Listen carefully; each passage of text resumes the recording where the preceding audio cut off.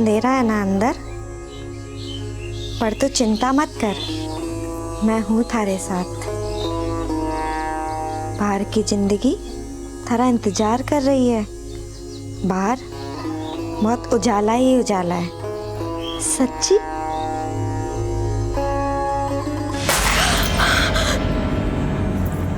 कौन है? कौन है वहां पर?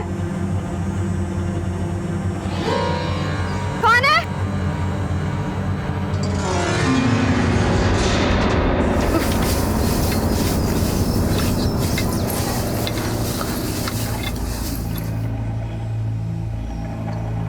वाह वाह, फूटा दर्पण में मारी कहीं फूटो नसीब देख रही है कहीं, काम काज को नहीं करनी हो कहीं। आज सूरज देवता सर पे चढ़े हुए है और थारे घर वाले की भूख भी कलेजे मारे चढ़ रही होगी, जब इन्हें खाना दे रहा।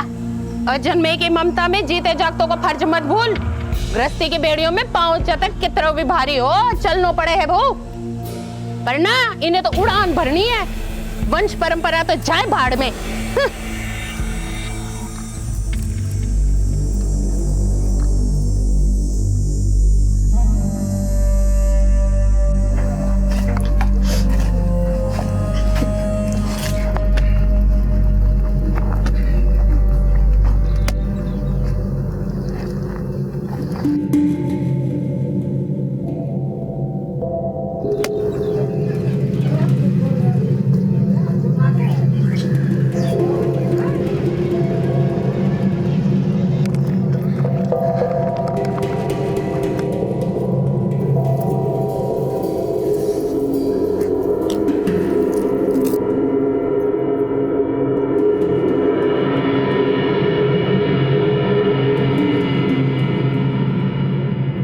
जोगी, जोगी जी,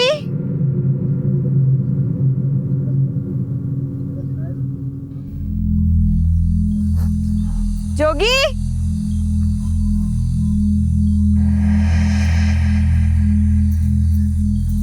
जोगी,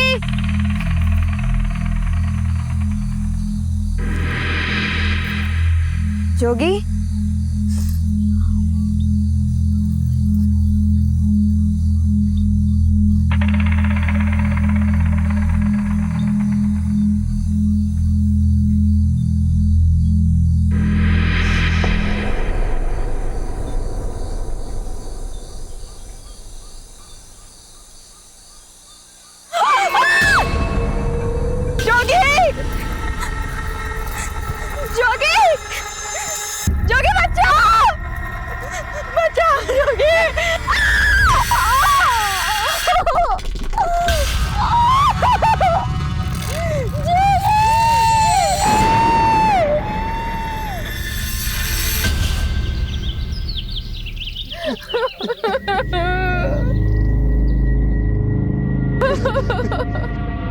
मने पोते का मुंह दिखाना भी नसीब कौन करा रे।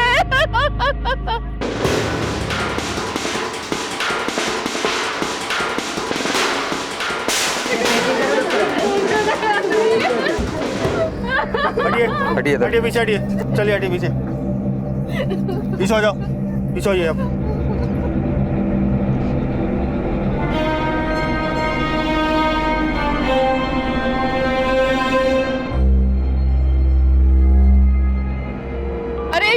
उस रुक्मणी डायन का किया धरा है साहब, और डायन मरे मारे इसने खागी साहब। लाश को पोस्टमार्टम के लिए भेजो। Okay sir. पैरों तले जमीन खिसक जाना, इस कहावत की अनुभूति से भी ज्यादा विचलित कर देने वाली ये घटना राजस्थान भीलवाड़ा के मौदा गांव में घटी। हमलावर गर्भवती कजरी के दोनों पैर काट कर ले गए और उसके बचे खुचे शरीर ने तड़प तड़प कर प्राण छोड़ दिए। उसके निढाल अपाहिज शरीर में पल रहा बच्चा गर्भ के अंधेरे में ही जिंदगी की रोशनी से महरूम रह गया। कजरी का पति जोगी और सास अरुणा सख्ते में थे। अपने पैरों के पंजों की छाप लिए गृह प्रवेश करने वाली बहू अपने पंजों के बगैर हमेशा के लिए विदा हो गई थी और अपने पीछे छोड़ गई थी एक सवाल कि उसकी इस निर्मम हत्या को अंजाम देने वाला हत्यारा कौन था। कजरी की सास अरुणा की रुदाली के चीखते स्वर किसी रुकमई को दोषी ठहरा रहे थे।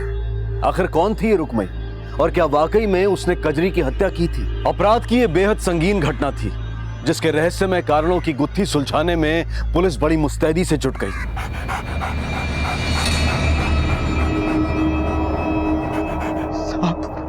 साहब, जब मैं कजरी ने ढूंढते यहाँ आयो साहब, तुम्हारी कजरी यहाँ तड़प रही थी साहब। ढूंढते आयो मतलब? वो तो खाना देने आई थी ना तुझे। नहीं साहब, मैं तो यहाँ था ही नहीं। मैं तो पास वाले गांव में खाद लेने गया था साहब। हमने सोचा साहब अब ऐसी हालत में उसका यहाँ आना ठीक नहीं है, तो वापसी में मैं खुद ही खाना खा के आ जाऊँ। लेकिन जब मैं घर पहुंचा साहब,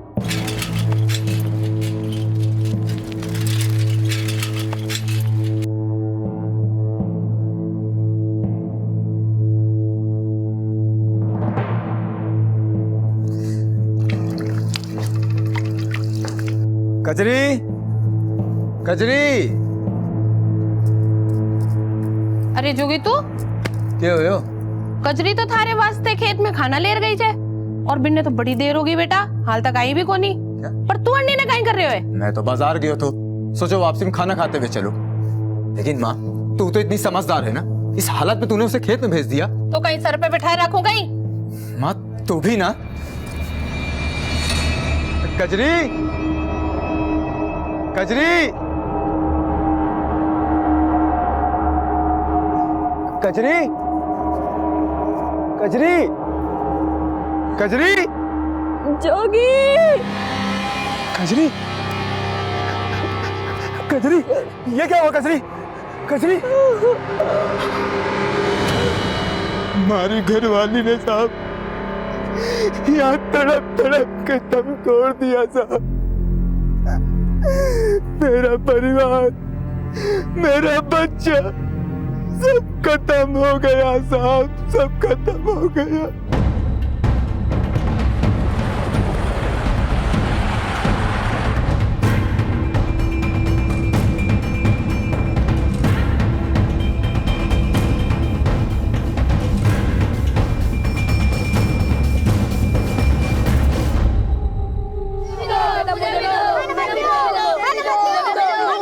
हटो बच्चों, हटो हटो, क्या रहे? नहीं नहीं, खा जाएगी सब। इधर नहीं नहीं, इधर। क्या नाम है तुम्हारा? रुकमई साहब।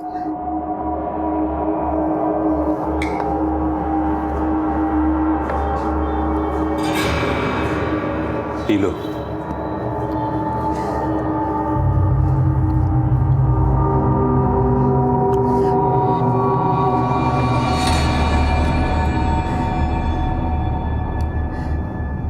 साहब, मैं सच कहूं साहब, मैंने कजरी को कोनी मारे हो साहब। लेकिन गांव वाले कहते हैं सिर्फ कजरी ही नहीं, तुमने गांव के और भी नवजात शिशुओं को मारा है। क्यों?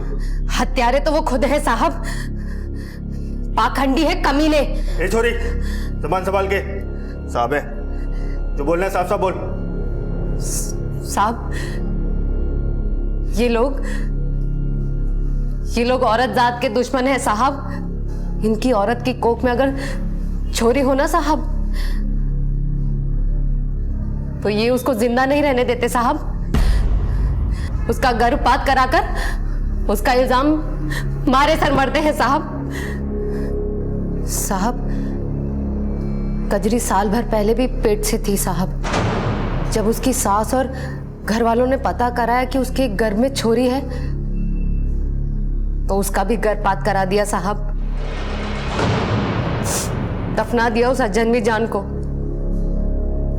और उसका इल्जाम भी मर दिया मारे सर। और अब जब कजरी अपनी टाबर को पेट में लेके मर गई, तो भी इल्जाम मारे सर पे। कोई ऐसे ही आरोप नहीं लगाता, कोई ना कोई वजह तो रही होगी। वजह हमारी फूटी किस्मत है साहब। शादी के 3 महीने बाद हमारा आदमी खत्म हो गया साहब। तब तक हमारी गोद भी नहीं भरी थी साहब। एक मजबूर औरत को सहारा देने के बजाय ये सब लोग मने जली कट्टी सुना रहे हैं साहब। मने दोष दे रहे हैं साहब कि मैं अपना पति ने खा गई साहब। मैंने नायन किया है साहब, मैं नहीं करी साहब। मैं डायन को नहीं साहब।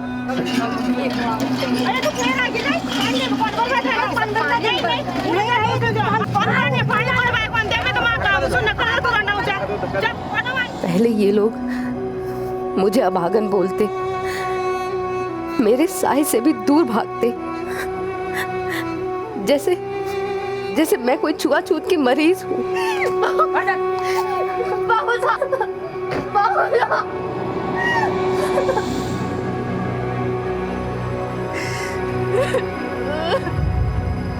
और फिर अपने पाप को मेरे सर मरने के लिए मुझे डायन बना दिया साहब।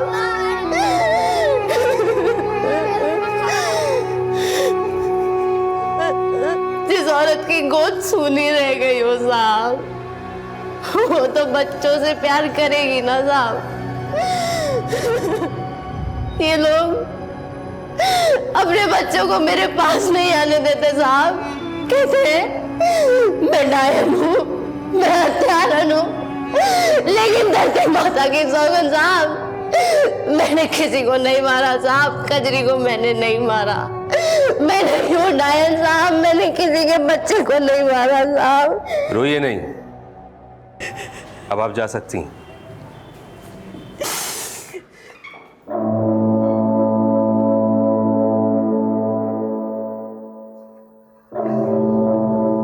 योगेंद्र, इस रुक्मणी पर नजर रखो और पता करो कि आसपास ऐसे कितने हॉस्पिटल्स, क्लिनिक्स और नर्सिंग होम हैं जहां पर इलीगल तरीके से सेक्स डिटर्मिनेशन टेस्ट होते हैं। और हाँ, कजरी का भी ऐसा कोई टेस्ट हुआ तो पता करो।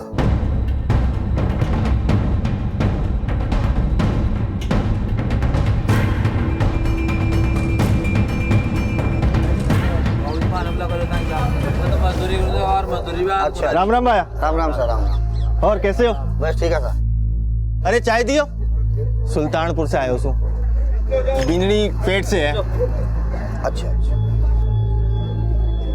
भाया, यहाँ कोई डॉक्टर है जो ये बता सके कि पेट में छोरा है कि छोरी? थारो काम भीलवाड़ा मुसी बटा एक डॉक्टर है, बटा जा। धन्यवाद।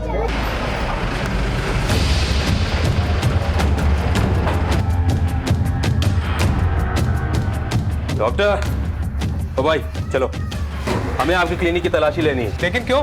सर्च वारंट है हमारे पास। लेकिन सर आप मुझे बताएंगे सर हुआ क्या है? अभी सब पता चल जाएगा। और आपको कोई गलतफहमी हुई होगी सर, उसमें पेशेंट्स की फाइल्स है सर, यहाँ पे पेशेंट्स की। ये देखिए। ले चलो इन्हें साथ में। चलिए डॉक्टर साहब। लेकिन हुआ क्या है? अभी सब पता चलेगा, आइए साथ। अरे आप बताएंगे नहीं क्या?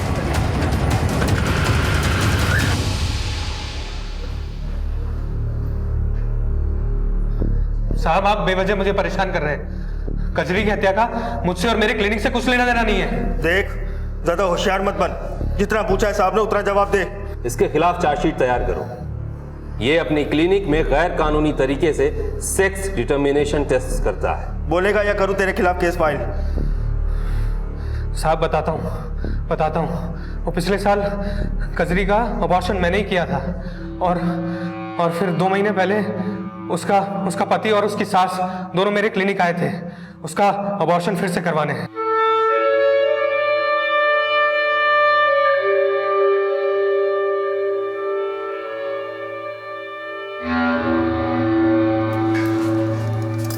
क्या हुआ डॉक्टर साहब? उसके गर्भ में छोरी है। छोरी?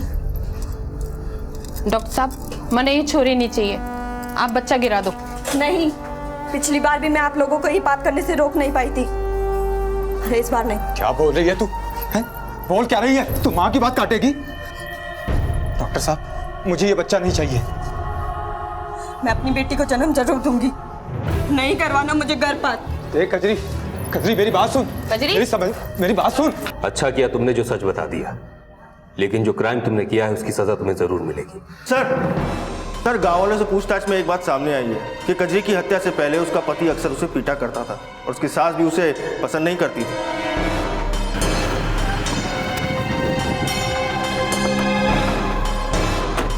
चल जोगी, तेरा काम खत्म। कहाँ हो साहब? अम्मा को पकड़ो अंदर से।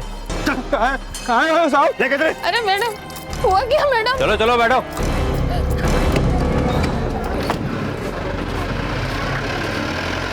खुद एक औरत होके तो अपनी जात की दुश्मन बन गई, शर्म कौन नहीं आई तुझे? साहब वंश छोरियों से को नहीं, छोरों से आगे बढ़े हैं साहब। न सब बाणे हो साहब, लेकिन वो ना तो हमारी कोई बात सुनती थी ना समझती थी साहब। बस इसी बात से गुस्सा था, लेकिन उसे मारा नहीं साहब हम लोगों ने। जो एक अजन्मी छोरी को मार सकते हैं, वो एक बेसहारा गर्भवती को तो मार ही सकते हैं। ऐसे ही अपनी घरवाली को पीटा था ना, जबकि वो गर्भवती थी। नहीं साहब, नहीं साहब। जब तक ये अपने गुनाह कबूल नहीं कर लेते, इन्हें यही पड़ा रहने दो। माफ कर दो साहब।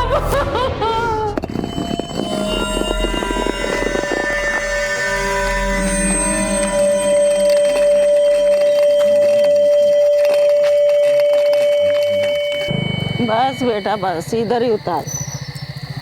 तू जार बलि का जानवर ले रहा, बलि का जानवर बिना संकल्प पूरा को नहीं हो। हाँ? ठीक है माँ, जा बैठे पूजा कर। मैं जानवर लेके आ रहे हूँ। हाँ।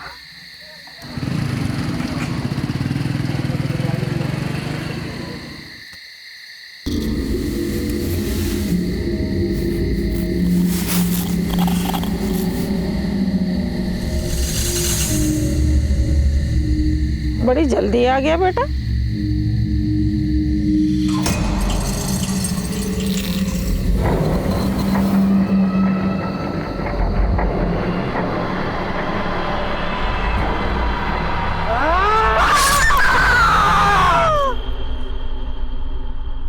शायद कोई जानवर काट गया हो। ना भाइयों, लगता है किसी ने कुल देवी को इसकी बलि दे दी।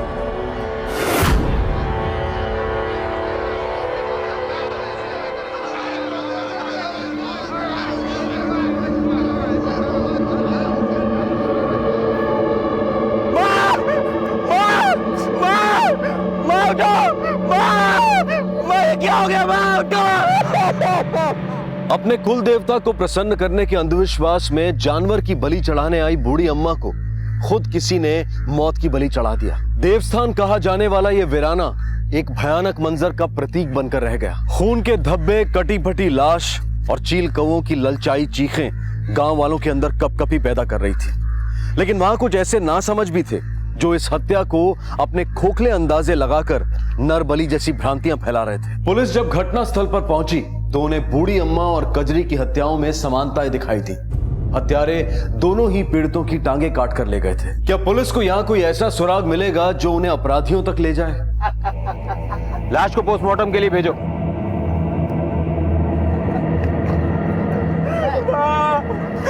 साहब मेरी माँ तो कुल देवता को जाना चढ़ाना चाहती थी और मैं उन्हें यहाँ लेकर आया था साहब।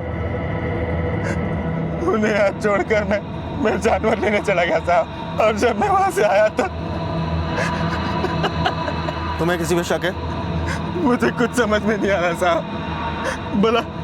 भला मेरी माँ को कोई ऐसे क्यों मारेगा? योगेंद्र, आसपास देखो, कहीं ना कहीं कोई ना कोई सुराग हमें जरूर मिलेगा।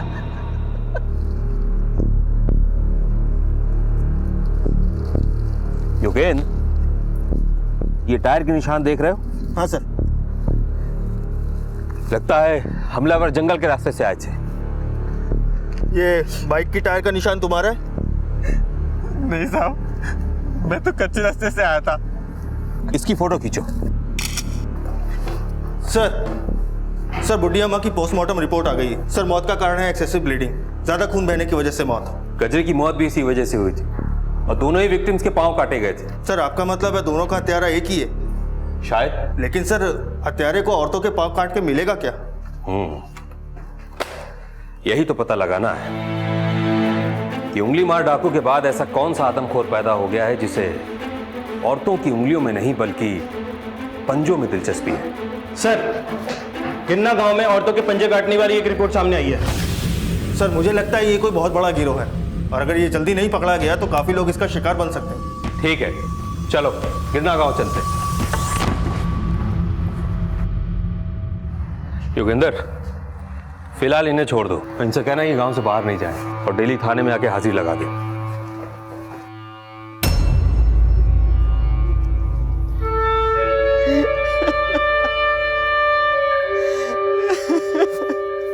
साहब काले कोई बारसू पत्थर फेंक्यो,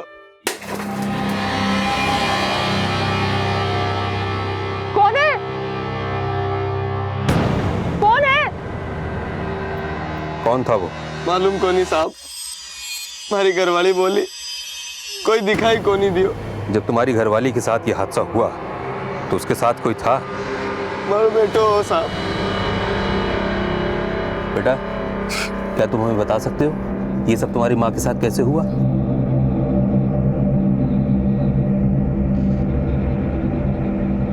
दुखी, तू बकरियानु ध्यान रखजो, मैं आई जरा ईंधन की लकड़ियां लेके। ठीक है माँ।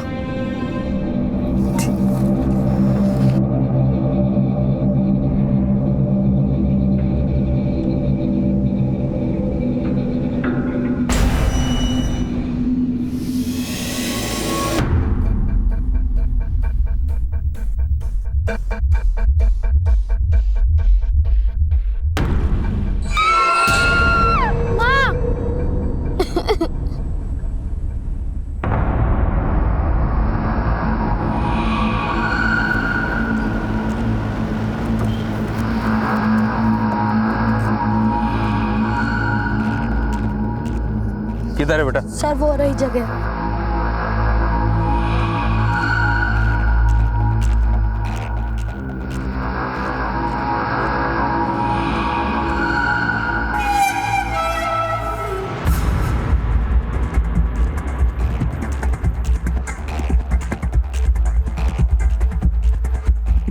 योगेंद्र, ये मुझे बाइक के टायर्स के मार्क्स लग रहे हैं, इनके फोटोग्राफ्स करो। मौदा गांव की बूढ़ी अम्मा के मर्डर स्पॉट्स के जो टायर के निशान मिले हैं वो गिरना गांव की धनिया के मर्डर स्पॉट से बिल्कुल अलग है। सर, मौदा गांव के टायर के निशान पुराने जबकि गिरना गांव के टायर के निशान नए। इसका मतलब ये हुआ कि मर्डरर्स ने अम्मा की हत्या करने के बाद अपने बाइक के टायर्स चेंज करवाए और फिर उसके बाद धनिया के मर्डर को अंजाम दिया।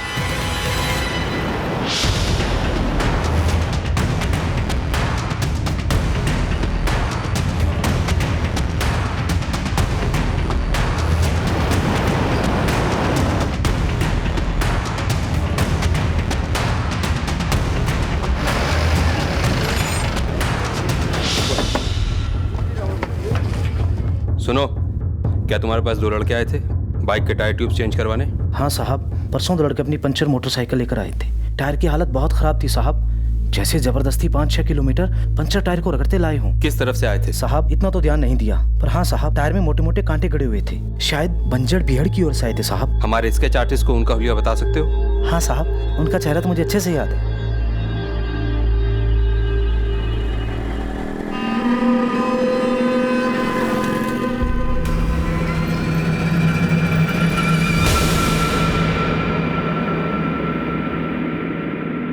जल्दी जल्दी खाना बांध दे, आज फिर देर हो गई है। अजी खाना तो कद का तैयार है। और सुनो, हाँ। दफ्तर से आज थोड़ा जल्दी आ जाना। ठीक है हमारी लड्डू। ये माँ क्यों न जगी अभी तक? रात को दवाई लेकर सोई थी, हो सकता है नींद के नशे में सोई हुई हो। पर अब तो सवेरा हो गया, जगा के चाय नाश्ता करा दे। मैं जाऊं के देखती हूँ। माँ जी, ओ माँ जी, माँ जी, माँ जी!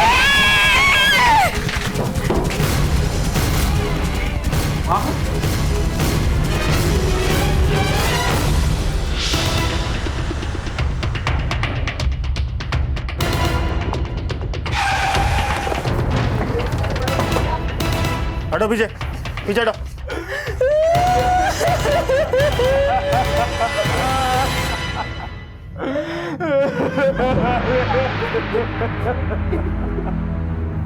ये सब कैसे हुआ? मेरी माँ को कमरा खोलकर सोने की आदत थी, बंद कमरे में दम घुटता था उनका, हमें क्या पता था। लाश को पोस्टमार्टम के लिए भेजो।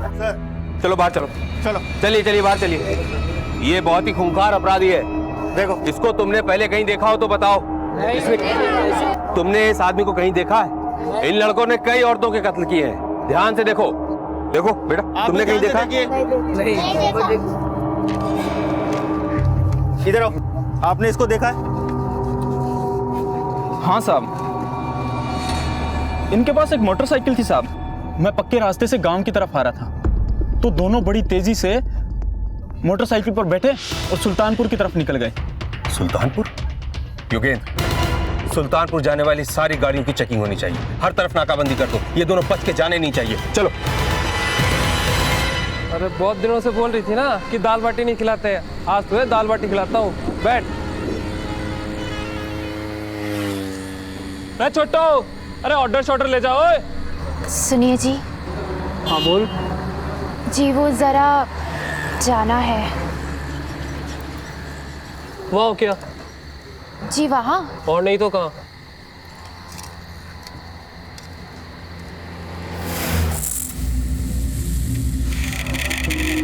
सुनिए जी। हाँ बोल। जी वहाँ तो बड़ा सुनसान है, आप भी साथ चलिए ना। अरे थारे साथ 7 जन्म जीने मरने की कसमें खाई है, इसका मतलब यह तो नहीं है कि जहाँ भी जाएगी मैंने साथ लेके जाएगी। जा जा जल्दी जा। हो क्या?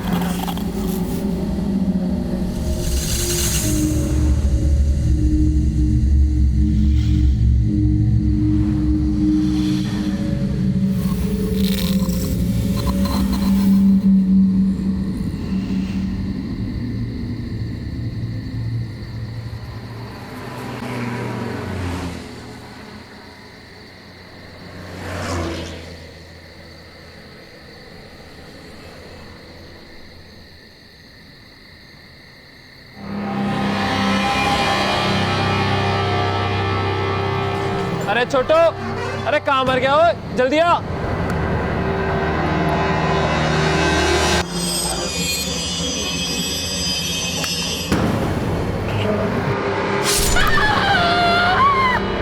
कालिंदी,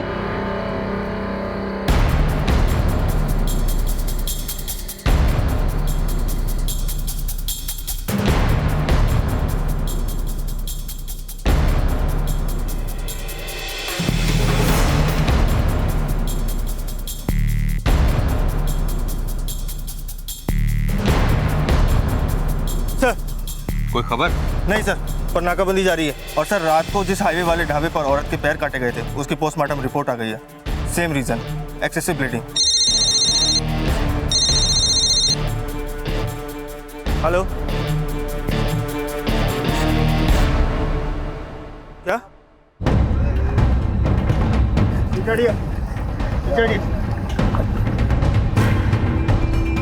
साहब मैंने ही फोन किया था आपको।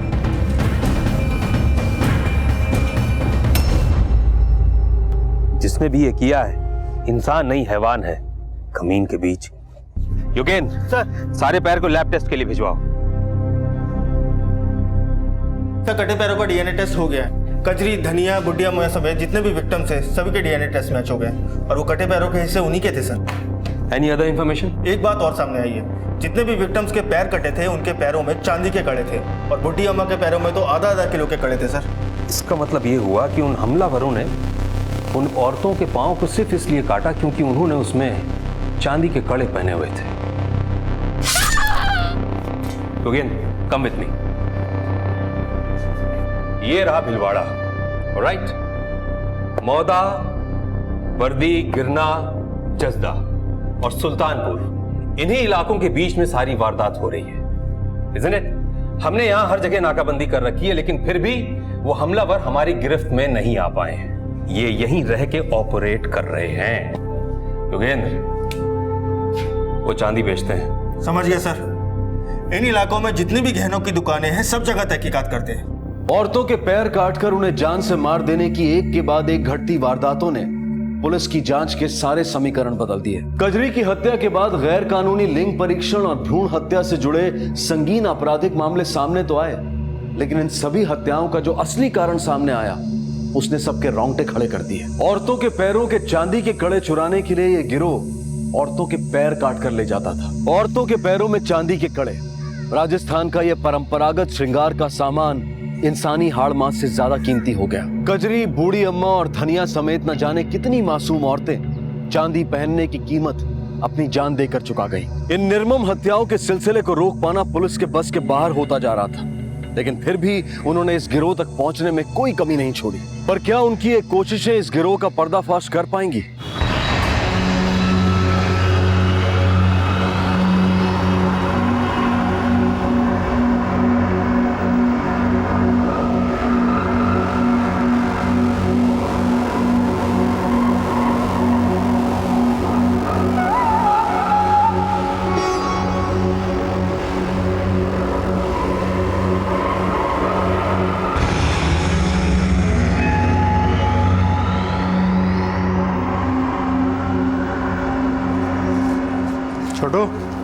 काम चालू कर दे।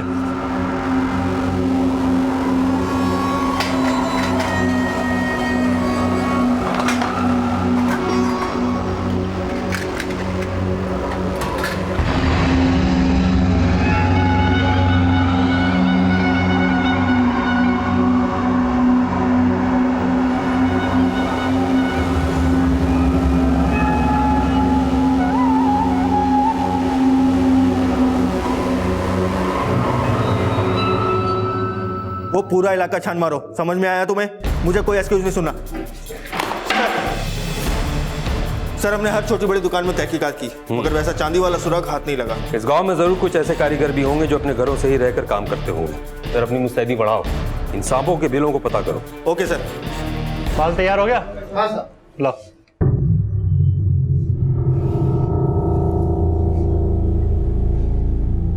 हींग लागे ना फिटकरी और रंग भी आवे चोखा।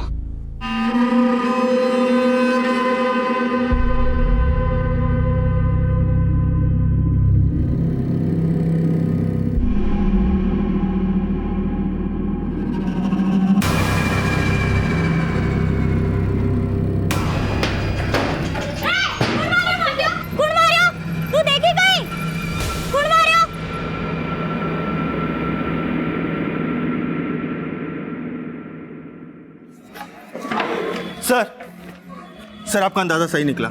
बेटी गांव में एक मनोहर नाम का आदमी है जो पहले आर्टिफिशियल ज्वेलरी का काम किया करता था, लेकिन आजकल चांदी का बिजनेस करता है सर।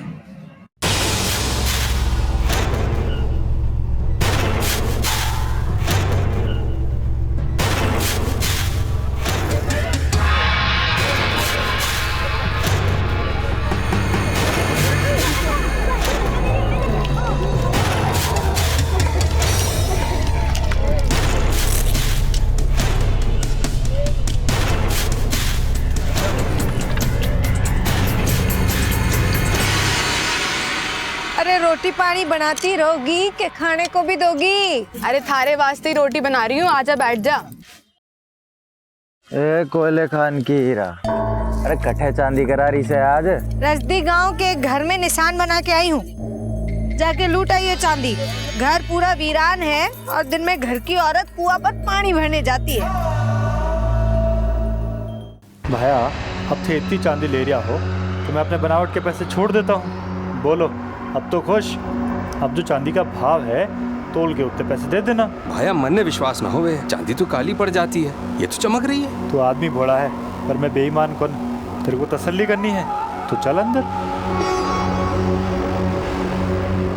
आओ भैया, चांदी बस चांदी होती है, नई पुरानी ना होती। अरे काली पड़ी चांदी को भी पिघला के नई बना देते हैं।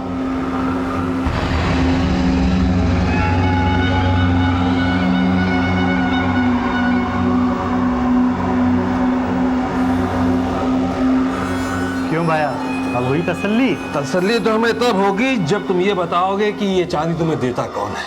चल, क्या छोड़ो, बता दो साहब, बस करो साहब, बता दो। मैं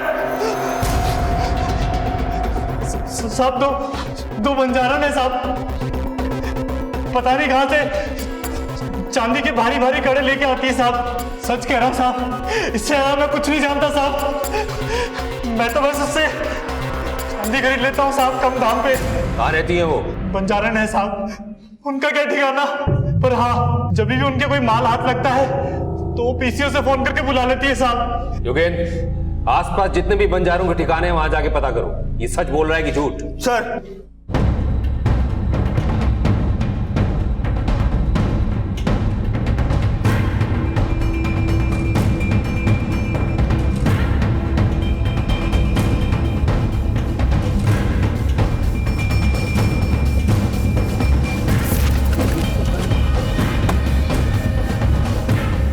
अंदर जाके चेक करो।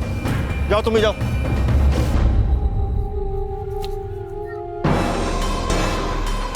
कोई मिला? सर, कोई भी नहीं है अंदर, सब बोरिया बिस्तर बांध के चले गए। सर, बीडी गांव के पास एक बंजारों का ठिकाना है, लेकिन यहाँ कोई नहीं मिला, लगता है सब भाग गए। Okay sir.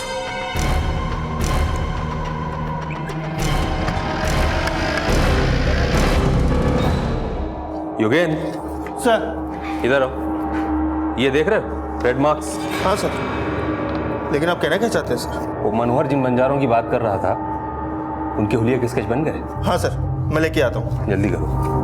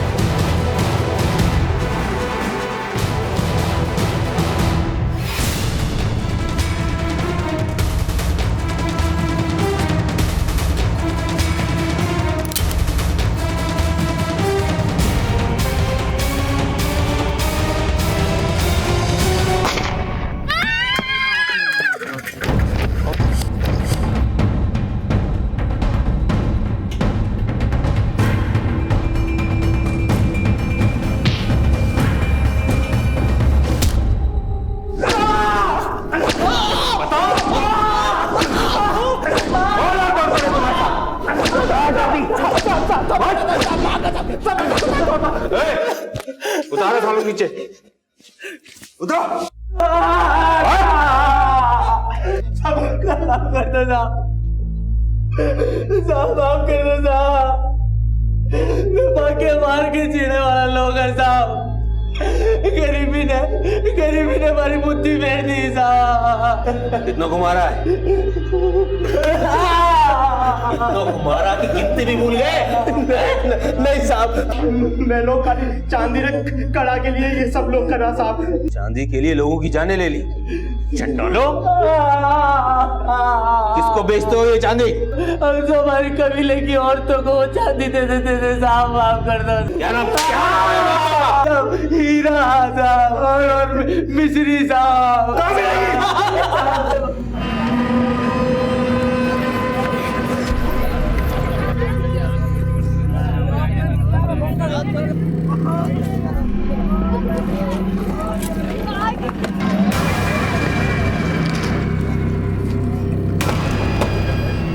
हटो, पीछे पीछे। चलो सब साइड में जाओ, इधर आओ, लाइन से खड़े हो। देखो, हमें सिर्फ हीरा, मिश्री और सेफ्टी से मतलब है। उन तीनों को हमारे हवाले कर दो, हम तुम्हें छोड़ देंगे। ये देखो, इनको कहीं देखा है? देखो है? सब साइड में हो। ये लोग मुंह क्यों ढके? हटा सबका। ओह, तो तू है? मैंने हाथ ना लगाया। हाँ, बना सबको कड़ी, ले चलो। अरे हट, चलो। देख रही है, जैसे उनकी पिटाई हो रही है वैसे तेरी भी चमड़ी उधेड़ दी जाएगी। सच सच बोल, बोल। साहब बताते हैं साहब, हमने कुछ नहीं किया साहब। हम तो लोहा लंगर बीन कर बर्तन बनाते हैं साहब, पर अब हमारे बर्तन कौन खरीदता है? पहले की बात और थी साहब, पर अब हम बंजारों को कौन पूछता है साहब, इसलिए ना पेट भरने के लिए चांदी लूट कर बेचना शुरू कर दिया और उन मासूम औरतों की जानें ले ली। नहीं साहब, हमने किसी को नहीं मारा साहब, हमने किसी को नहीं मारा। मैं तो गांव-गांव जाकर ऐसे घर तलाशती थी जहां पर आदमी कम और औरतें अकेली रहती हूँ, और उस घर के बाहर लाल रंग का निशान बना देते थे।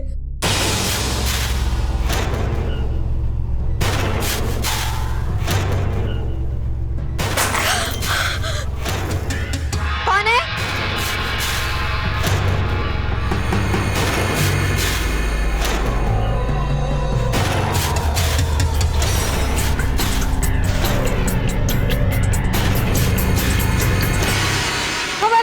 जाकर चांदी लूट कर लाते थे साहब, हमने कुछ नहीं किया साहब। तुम्हारे उन्हीं निशानों के बदौलत तुम हमारे निशाने तक पहुंच गए।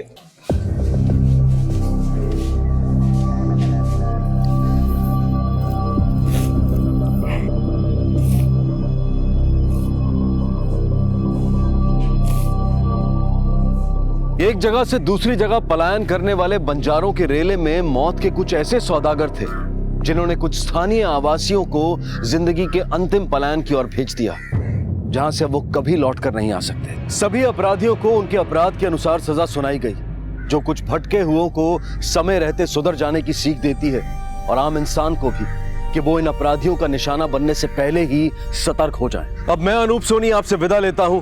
फिर मुलाकात होगी अगले एपिसोड में एक और चौंका देने वाले केस के साथ।